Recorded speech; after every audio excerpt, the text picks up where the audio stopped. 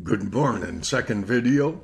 Do you know that we have 4,621 views so far?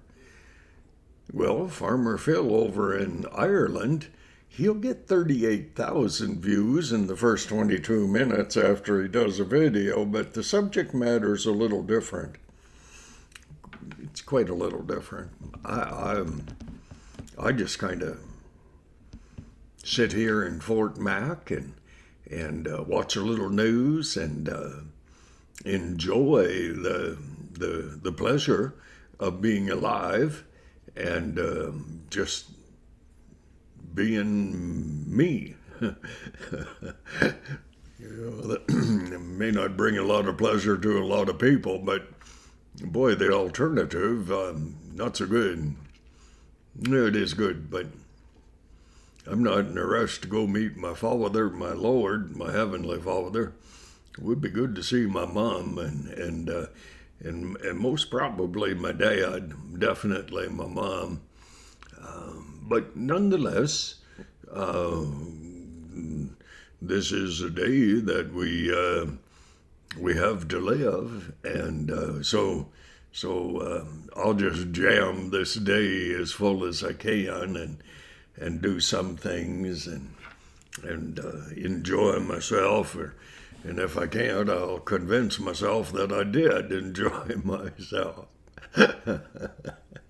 But anyways, them's the breaks, and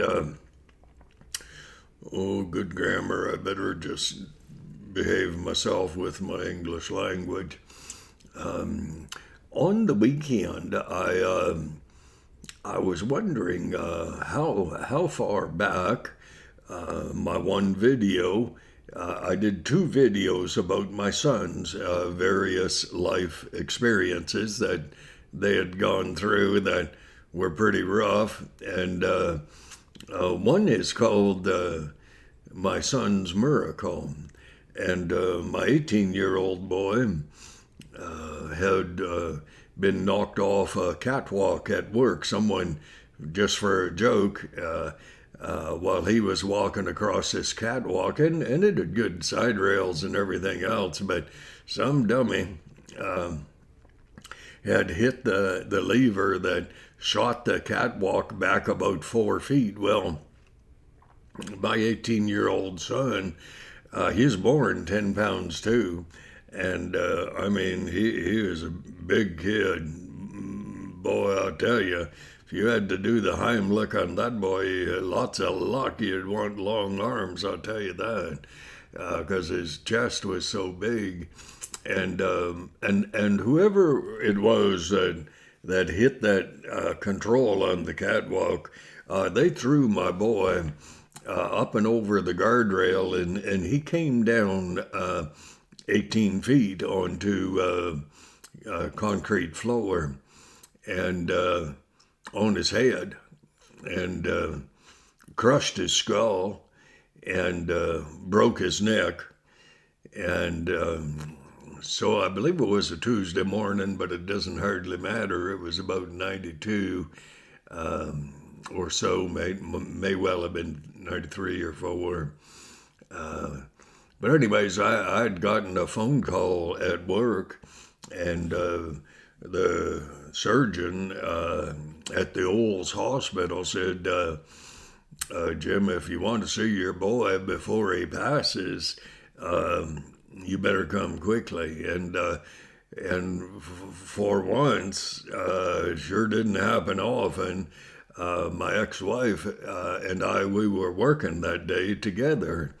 And divorce was just about done and all those sorts of things. And I mean, shoot, it took 23 and a half years to kill that marriage. And that was quite a while. Two good sons, and we had covered a lot of ground.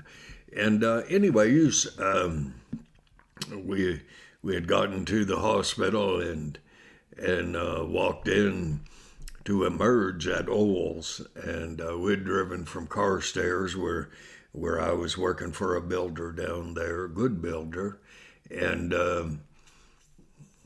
we walked in to find my eldest son, 18, in a coma, laying on a striker bed, strapped down, big time strapped down, and because he had my chest and a whole lot more, and outweighed me then, probably weighed 240, and just nothing but muscle and big kid.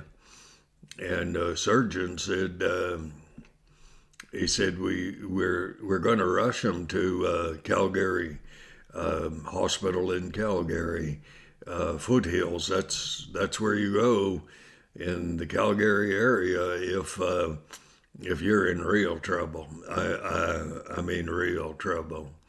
And surgeon said, Jim, we need one more X-ray before we can get him on the chopper, Stars, to go to Calgary. As it turns out, Stars didn't come, and we had to run him by land, and which enabled me to ride along in the ambulance with him. And we had a short time with the man, and the surgeon showed me the X-rays. Well, back in the early 90s, I'd probably broken 30, 40, 45, whatever, various bones, mostly ribs. When you come off a horse, if you don't land just quite right, well, how do you land right? Well, people can do it. I don't do it well. And but anyways, in reading the X-ray, man, I'm telling you, you could see that crack line in my son's neck. It showed up strong, and surgeon said his skull is crushed, Jim, and he's bleeding internally because he doesn't have much blood pressure, so that blood's escaping somewhere. It wasn't coming through the outside, not through the skin, but he was filling up in his head, and it was a tough time. And his mom was out in the hall, and she was expressing the horror that she was experiencing at the grave potential of losing her son. And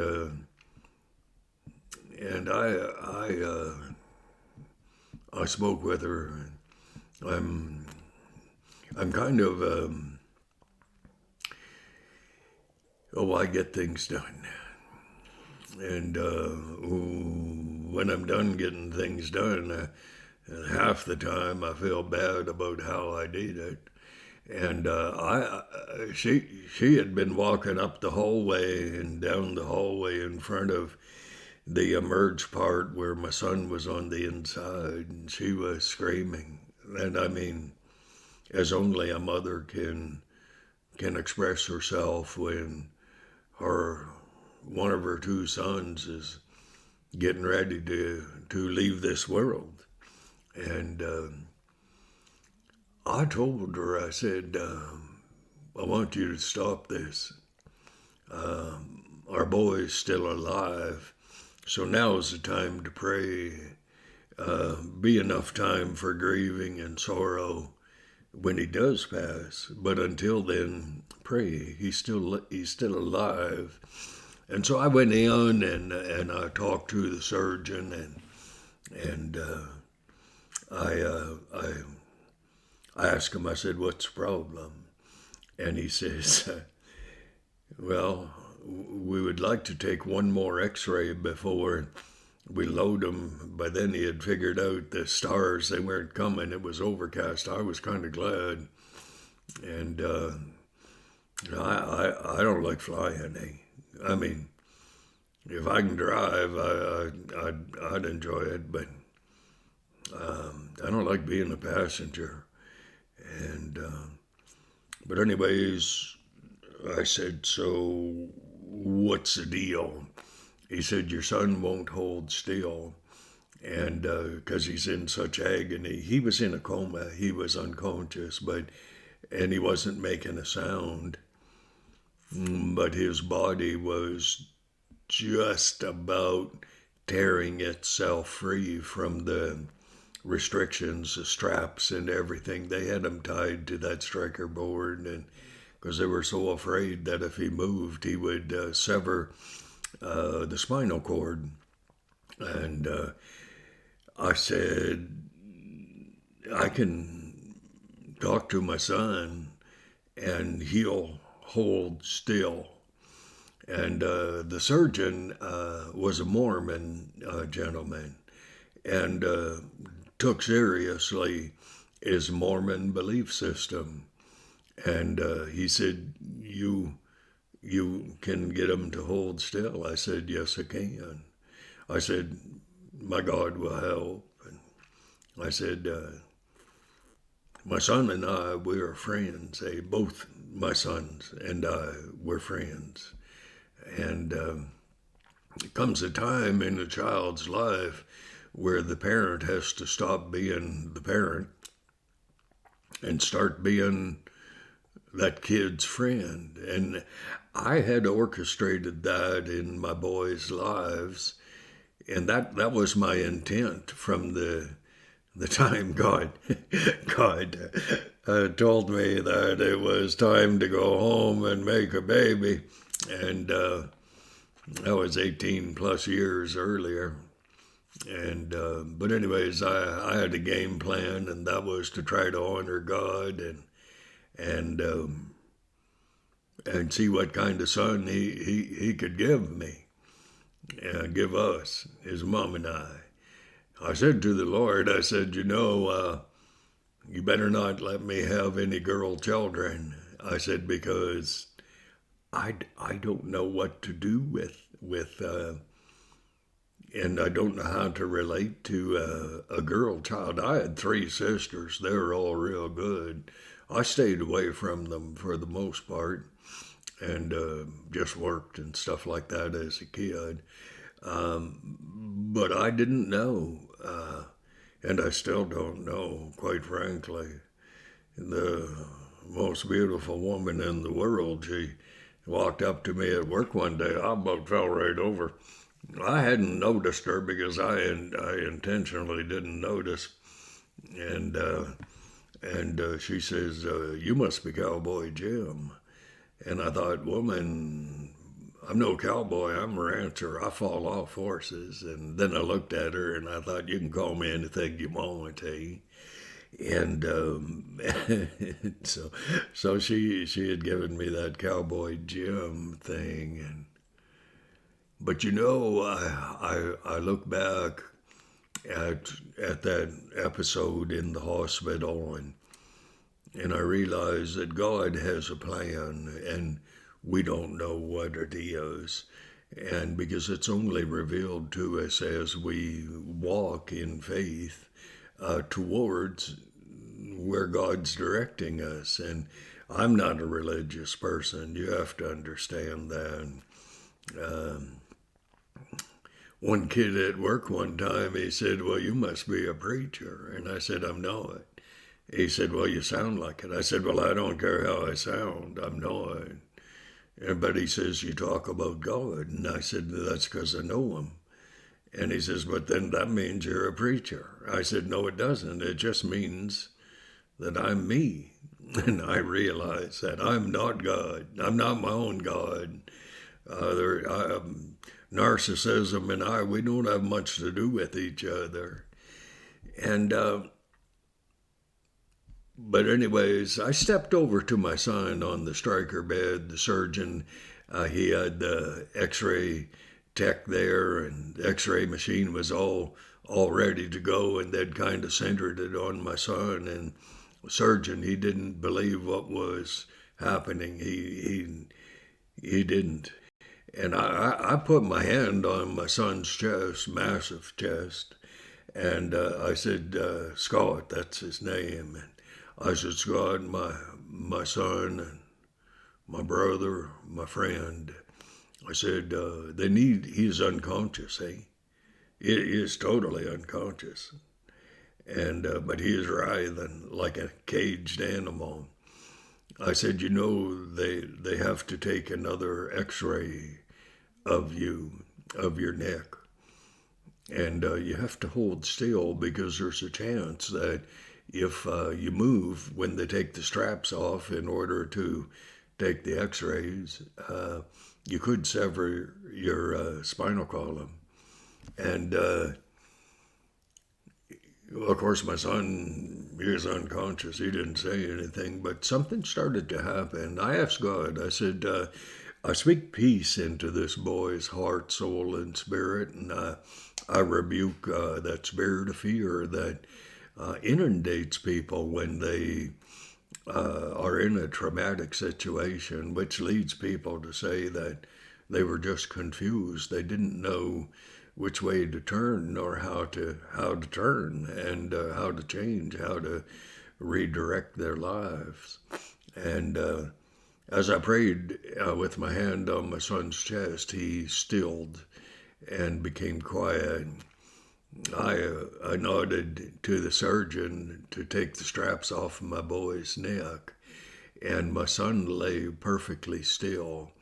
And they took the x-rays they needed, and then they got the straps back on his neck and on his body and everything. And I thanked my son for holding still, and I removed my hand from my son's chest, and my son went crazy. And you want to experience not a joy of living, but you want to experience the horror of living. You have your child on the point of death, not making a sound. That boy of mine, of ours, he wasn't making a sound, but he was still screaming at me to save him. And it was beyond my job description to save him. I've said several times that if you truly love someone, you would gladly take their place in their death. Could it be arranged? And that's how much I love. I was going to say love my son, but that's how I love. That is flat out, hard as I can go. And anyways, this video is called My Son's Miracle. And it's back about 200 or 300 videos, so you kind of have to put it on that little funny thing at the top and put My Son's Miracle. And my boy lived when he shouldn't have been able to live. And I don't understand the horror of one child living and somebody else's child dying. I'm not God, children. I just am well, my mom would say, you're pretty base, Jim. And that means pretty rough around the edges, and that's the way I am. But if you would like to watch a video, look up My Son's Miracle. There's one other video. I'll do a little rundown on that, and that is my lost son, 8, 9, 10-year-old kid out in the mountains. Southwest of Sundre, out by Yahatinda, and he got separated from the adult who was supposed to be watching him, and it led to a lot of stuff. And both my boys survived, and both my boys survived in a miraculous manner. And people people say, don't think I have enough faith to be a Christian. And I've said for a long time, it takes more faith in nothing to be an atheist, evolutionist, than it takes to be a Christian, because I've seen so much of what God has done. So this is running on. So 2 videos, back to 300, maybe 350 videos ago, my son's miracle, and my son that was lost. My lost son, I think it was called. They're very good. If you occasion to watch them, you'll understand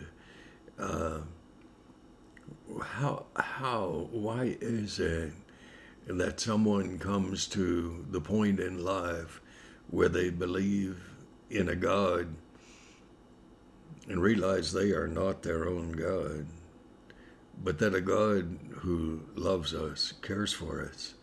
And you watch those videos, you'll understand. So God bless you. I'm sorry I went a bit too long, but you watch them. You watch those 2 videos. It'll change your life, change mine. God bless.